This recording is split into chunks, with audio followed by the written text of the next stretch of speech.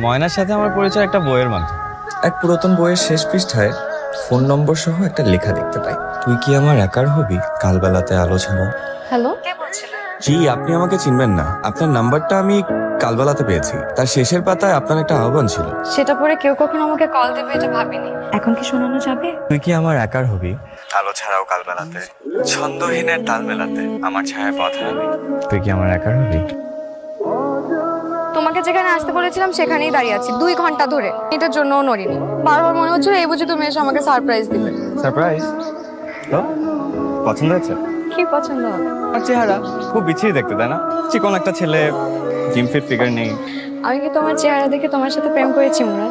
তা তো ঠিক, কিন্তু তুমি অনেক সুন্দর। কি এর ভেতর? গত রাতে মা মোয়া বানিয়েছিল, ভাবলাম এই মোয়া তুমি না খেলে আমি খেতে পারবো না। কি অবস্থা তোমার? এমন দেখাচ্ছে কেন? গোসল করে ফেলছি। মাথা মুছছো? রুমাল কই? রুমাল তো নাই। রুমাল থাকবে না পকেটে? এটা কিনে দিও, যেখানে লেখা থাকবে ভুলো না আমায়।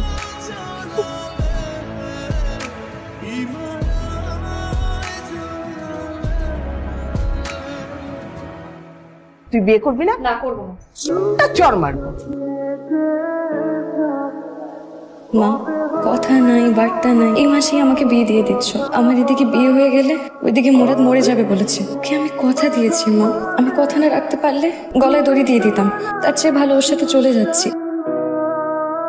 দেখো, আমি কোনোভাবেই চাই না আমার জীবনে যেটা হয়েছে সেটা ওদের সাথে হোক। ওরা তো দুজন দুজনকে ভীষণ ভালোবাসে, আর সংসারটা তো ওরাই করবে, আমি তুমি কিংবা বাবা তো করবো। সো ওদের বোঝাপড়াটা ওদের মধ্যে থাকুক। এখন বলো তোমরা দুজন রাজি কি না? রাজি।